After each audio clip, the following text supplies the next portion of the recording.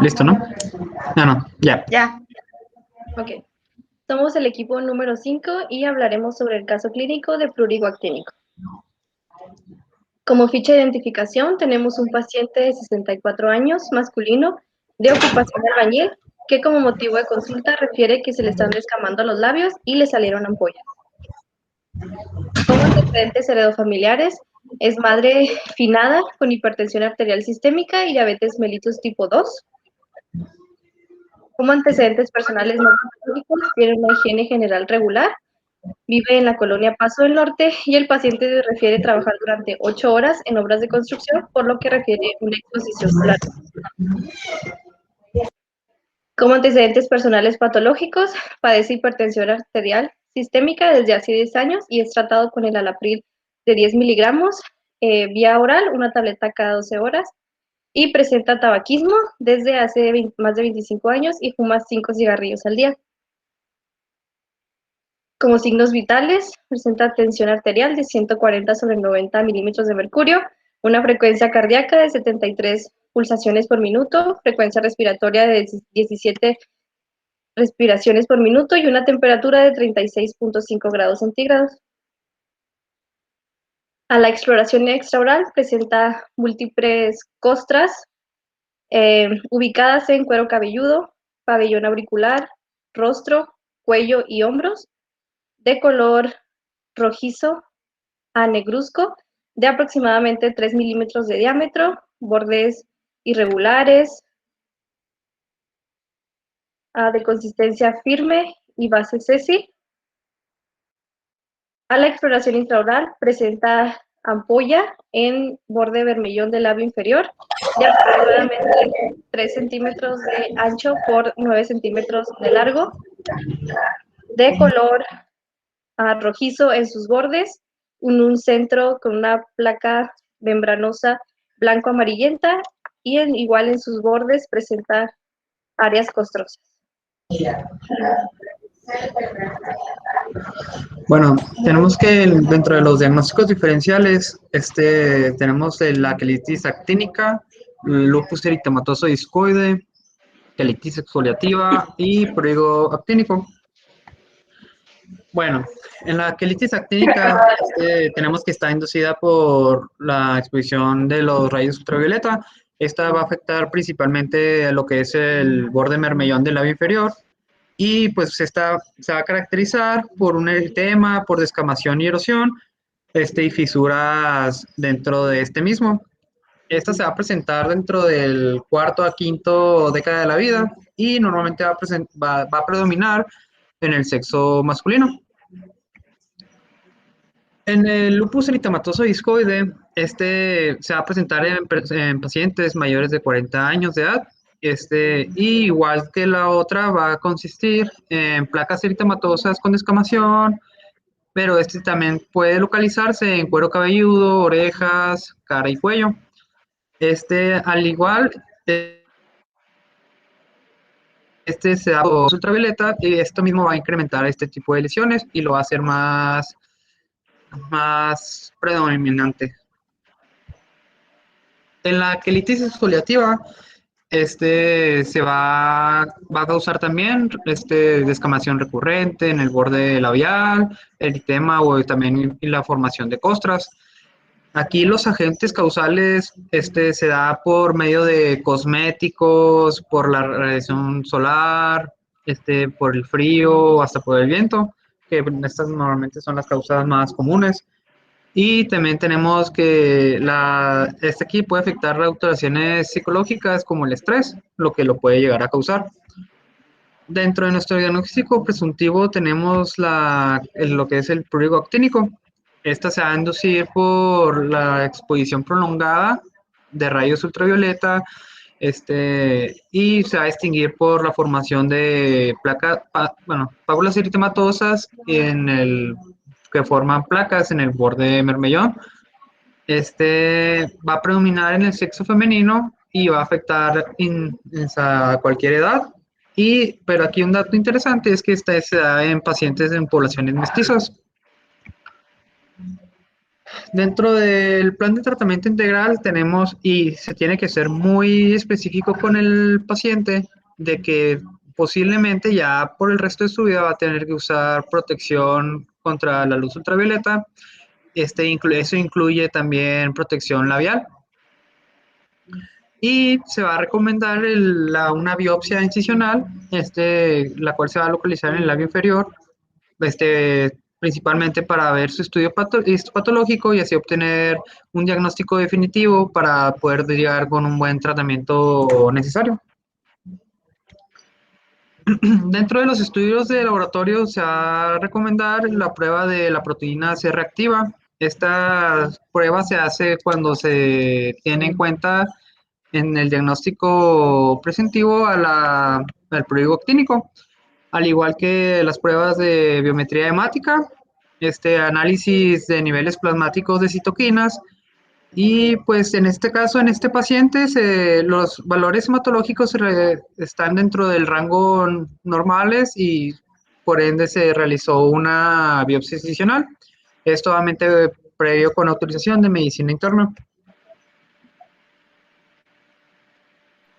Bueno, ahora tenemos la técnica quirúrgica. Aquí vamos a hacer primeramente la asepsia y la antisepsia, empezando por la esterilización de nuestro instrumental y también el material quirúrgico en la autoclave, también la desinfección de nuestra unidad y de todos nuestros artefactos, también la colocación de nuestras barreras, el gorro, la pijama, el cubrebocas y botas. También tenemos que considerar la higiene de nuestro paciente, que va a ser pues de la cavidad oral con enjuagues de clorexidina al 0.12%. Después vamos a seguir con la anestesia.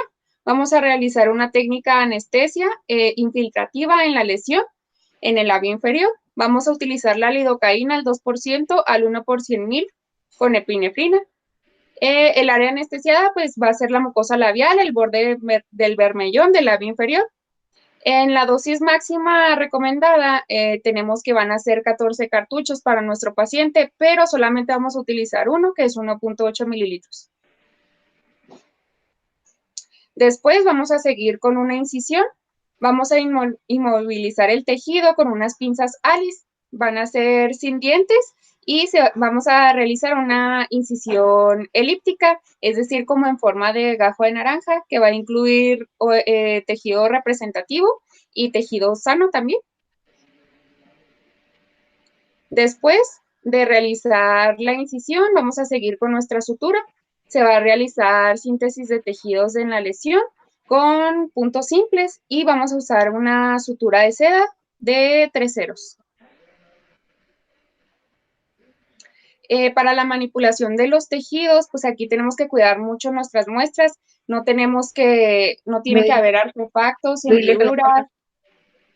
¿Cómo? No. Ah, perdón. No tiene que haber artefactos, hendiduras, pseudoquistes, aplastamientos, hemorragias ni fragmentación. Aquí como agente fijador vamos a utilizar la formalina al 10%, ya que esta nos va a ayudar a que se produzcan pocas alteraciones y de vez en cuando se va a poder utilizar el etanol al 70%, pero debemos evitar el alcohol metílico o el isopropílico. También debemos evitar a toda costa el suero salino y el agua destilada por las alteraciones que puede llegar a inducir. Y el volumen de las soluciones debe exceder de 10 a 20 veces el volumen de la muestra. En cualquier caso, pues el material va a ser remitido al patólogo y va a acompañarse de una breve historia clínica, nuestro diagnóstico presuntivo y también un diagrama explicando cómo hicimos nuestra biopsia. Aquí en nuestra nota quirúrgica, pues como operación realizada tenemos una biopsia incisional y fue lo que se realizó, y como diagnóstico inicial tenemos una queilitis actínica y como diagnóstico postoperatorio un prurigo actínico. En la descripción de nuestra técnica quirúrgica, pues realizamos asepsia y antisepsia, la cavidad oral del paciente con clorexidina al 0.12% y realizamos una técnica de anestesia infiltrativa local con lidocaína al 2%, con epinefrina al 1 por 100,000, un total de 1.8 mililitros, es decir, un cartucho, y procedemos a hacer la incisión elíptica en forma de gajo de naranja, que como sabemos va a incluir el tejido representativo y tejido sano. Después realizamos una síntesis de nuestros tejidos de la lesión utilizando sutura de seda, 3 ceros, y con técnica de puntos simples. También obtenida nuestra muestra, pues procedimos a fijarla en formalina al 10% para que esta fuera enviada al patólogo.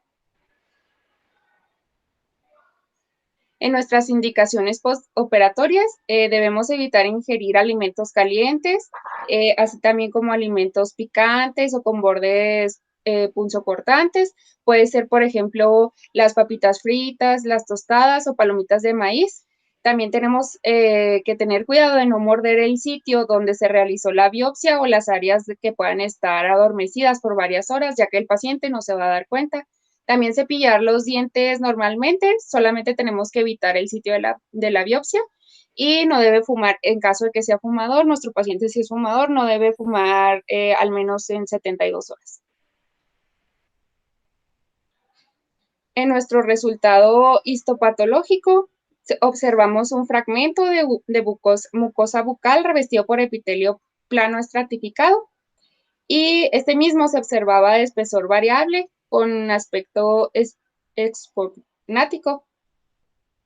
Y por debajo del epitelio vamos a observar la lámina propia conformada por fibras colágenas mezcladas con fibroblastos y vasos sanguíneos.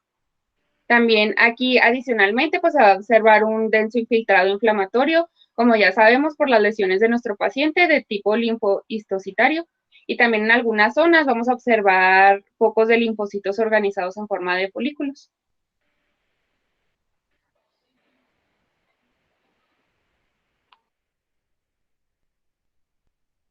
Como diagnóstico definitivo, tenemos pues en base a nuestras evidencias y los resultados del laboratorio, que se trata de un caso de prurigo actínico dado al historial del paciente, a lo que refiere en su exposición solar, el tipo de población que predomina en la lesión, las características de la lesión y pues los resultados histopatológicos que nos lo van a confirmar.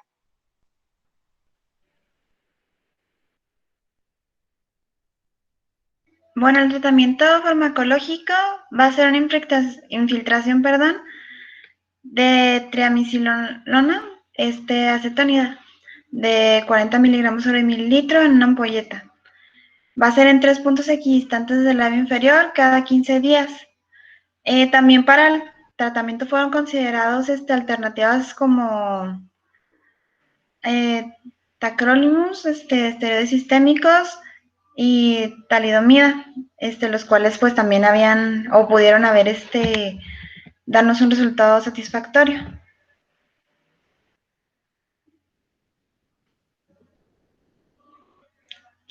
La talidomida fue desarrollada por una compañía farmacéutica de Alemania que se llama Guttenthal en 1954 y se comercializó entre los años 1957 al 63 como sedante y calmante de las náuseas durante los primeros 3 meses de embarazo. Y luego ya después empezó a esparcir alrededor de 40 países del mundo cuando se vio que más o menos los resultados eran buenos. Pero lo que sucedió con este fármaco es que un clínico alemán, el doctor Lenz, comunicó el 18 de noviembre de 1961 que la talidomida también formaba pues malformaciones en 50 recién nacidos y en todos los casos dio la coincidencia de que las madres habían tomado talidomida mientras estaban embarazadas. Entonces, este periodo pues que eso es lo que sucedió con los 50 recién nacidos que tenían malformaciones, se le llamó la catástrofe de la talidomida y dicen que se convirtió en el capítulo más dramático en la historia de la terapia clínica. Entonces la talidomida también dio unos datos interesantes en experiencias en el año 1964. Un médico israelí, el doctor Jacob Jenkins, ensayó la droga en pacientes con eritema nudoso, causado por la lepra, y dio resultados muy buenos.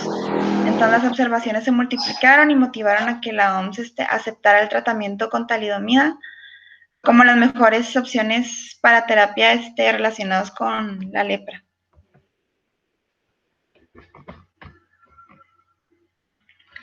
Bueno, nuestra nota de evolución, como ya hemos dicho, es un paciente masculino de 64 años que acude a consulta por primera vez, refiere molestias y descamación en los labios.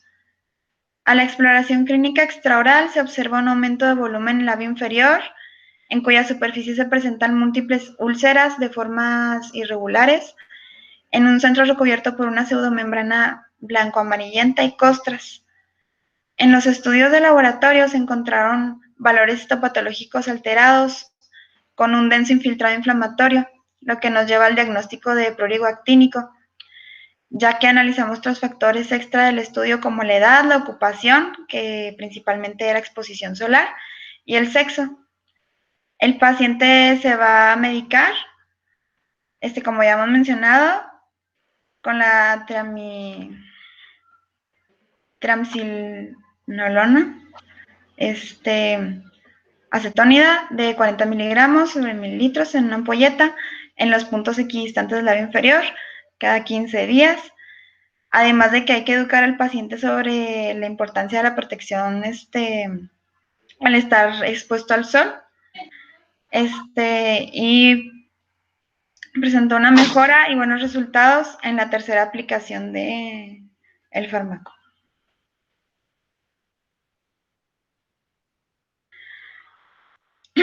Entonces, nuestro paciente, que ya hemos dicho, 64 años, acude a consulta de control después de 7 días. Refiere que la descamación e inflamación ya disminuyó y que ha notado menos lesiones de las que había inicialmente. En la exploración clínica se observan múltiples costras de formas irregulares en cabeza, cuello y pabellón auricular.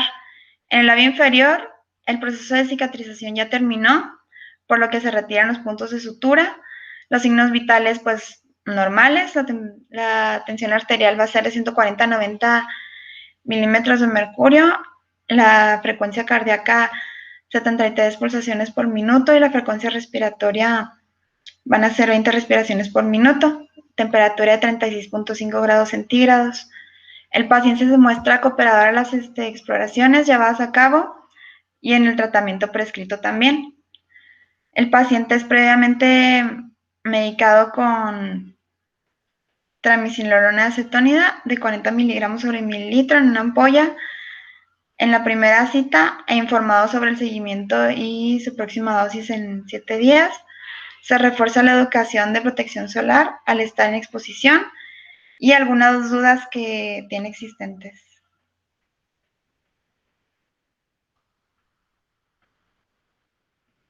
El paciente de 64 años acude a consulta de control después de 14 días. Refiere que las lesiones han cesado casi por completo y por lo tanto pues ya no hay presencia de sintomatología. A la exploración clínica extraoral se observa lesiones en proceso de cicatrización, casi terminado en cabeza, cuello y pabellón auricular. En labio inferior, presencia de proceso de cicatrización terminado, signos vitales normales. El tratamiento recibido por el paciente ha resultado eficaz debido al éxito en la recuperación de las lesiones intra y extraorales. Se brinda educación al paciente sobre cómo evitar la recidiva de las lesiones en un futuro y se da seguimiento a la consulta de control 2 meses después. Y aquí están las fotos donde pues ya casi está cicatrizado nuestro labio inferior, ya nomás son. Y aquí está pues también ya bastante cicatrizado a la exploración extraoral del pabellón auricular, también de la cabeza y del cuello.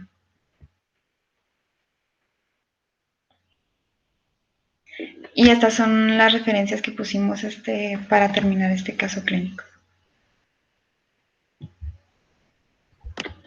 Y pues yo creo que ya sería todo. Gracias. ¿Ya no?